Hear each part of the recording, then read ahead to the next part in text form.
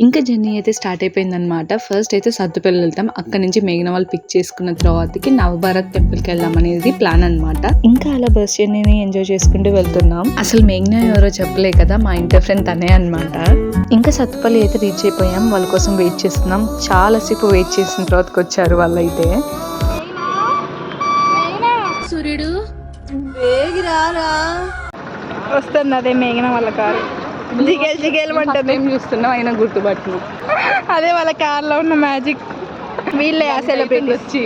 And ఇంకా మన YouTube ఛానల్లోకి కొత్త పర్సన్స్ ఎంట్రీ ఇచ్చారనమాట. అండ్ ఈ బుడ్డోడు వచ్చేసి మేఘన వాళ్ళ బాబా అనమాట. కెమెరా చూడంగానే ఏడు పాపుతుండు. సర్లే ఇంకా మన టైపే అనుకున్నాము.